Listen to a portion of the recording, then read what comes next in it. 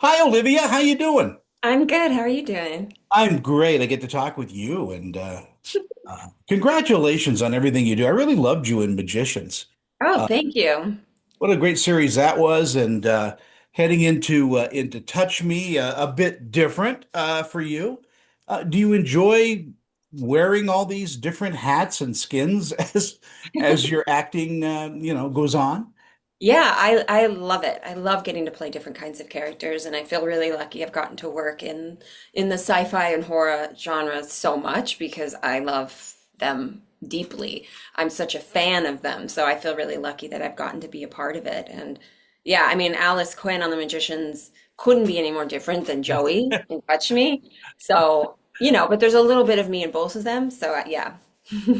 And that's kind of the brilliant thing about what you do is you always find kind of a connection with yourself, and it makes that character three-dimensional. Yeah, definitely. I mean, Joey in Touch Me is probably the closest to who, Mm. to me, just essence wise. Like I didn't have any trouble figuring out who this character was, and I wanted to kind of base her on some of my own experiences, and I drew a lot from my own life. I also have obsessive compulsive disorder like she does, so I had that to draw from. I sometimes I create different voices for characters. Alice on Magicians had a very specific voice that I created, and with Joey, I was like, I just want to be in my own voice for this one and discover what that feels like. And I just had a really fun time connecting with her personally, for sure. It's the best Are part of you? our job. Yeah, it is your job actually. Yeah. Yeah. Do you enjoy the producer hat? Are you going to be directing at any point? I love producing. I've been producing for years now. And it just kind of came up just out of survival, working in indie film as an actress and wanting to have a little bit more control over things. And then I realized how much I love all aspects of filmmaking, and I love being able to support the filmmaker as best I can in their vision. And I have a few projects right now I'm developing in that as a producer, and one that I'm developing to direct. So yeah, I've directed some shorts, and I love it. I can't wait to start directing. I want to direct a feature really bad, actually. Yeah, I love it. Yeah, I think with the time that you've spent on different things through your career, I mean, you probably have a lot in your toolkit that you're willing and ready to use. Yeah. I mean, I've worked in all departments of filmmaking over the years. And, you know, I started out when I was a teenager PAing on sets and then working in the camera department, working in costumes and I've worked in every department, and I love editing and I love the whole aspect of filmmaking. All of it still is magic to me. Mm. Acting will always be my love, and I don't ever want to not be acting, but I love, it's something that I can really sink my teeth into. I get really obsessive when I'm working. Um, yeah. Touch Me really raises the bar on the horror genre, doesn't it? And the gore genre as well.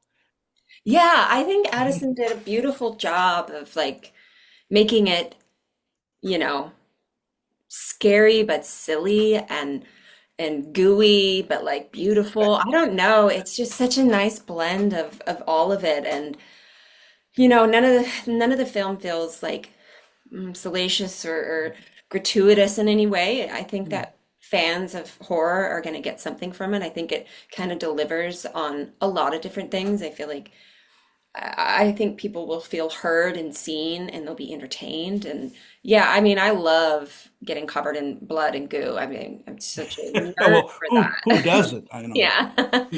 John Carpenter told me one time that the use of blood and gore in a movie should be like music. It should reflect certain things and be a crescendo in a way that you just can't do any other way.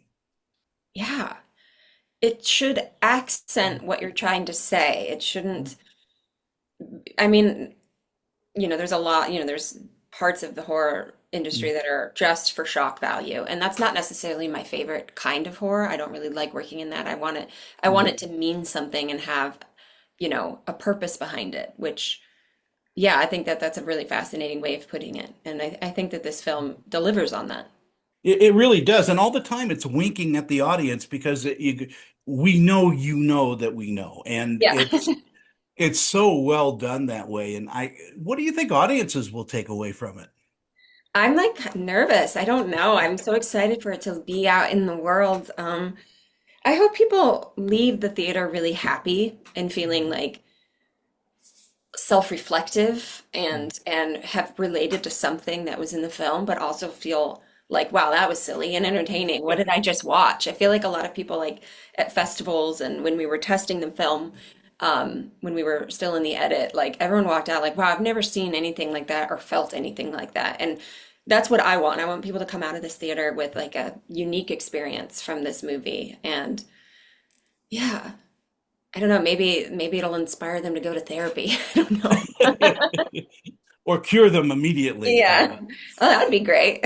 Yeah, but it is a film like that, though. I mean, I've watched horror films, for the past, I can't even tell you how many years because it'll just floor you. But it's so different in the way that you approach humor in it, that you approach the drama in it.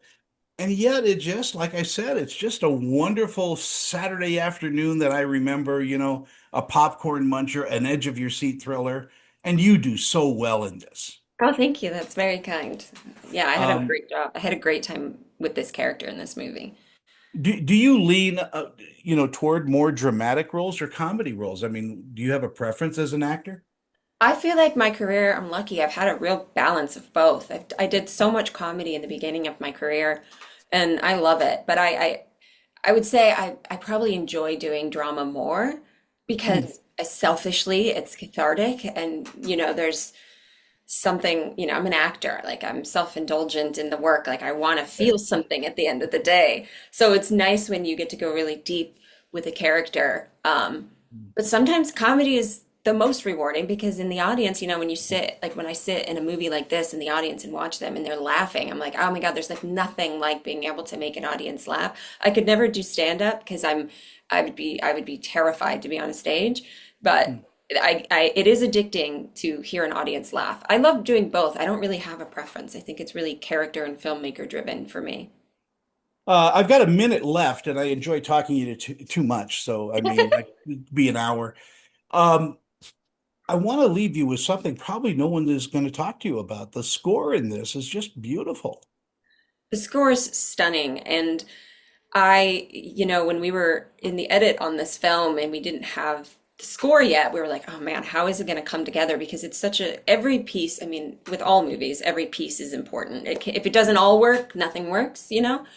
And he did such an amazing job of understanding the tone and the references and just riding that fine line because I think it really takes everybody on a journey throughout the film and the score is just like supporting that. And yeah, I'm really happy with how it all came together. And yeah, I don't know, man. The score is awesome. It rips. It does rip, and it doesn't foreshadow as much as underline. Yes. Oh, that's such a good way of putting it. Yeah. Yeah, Well, yeah, it doesn't stand out. It doesn't make you think. It doesn't tell you what the movie is. It just supports what the movie is. I'm crying on the inside because our time is up, Olivia. Oh. I can't wait to talk with you again. So Oh, let's definitely. let's Thank you do so that much. sometime. For Take sure. care and have a great day. You too, Tony. Bye-bye. Bye.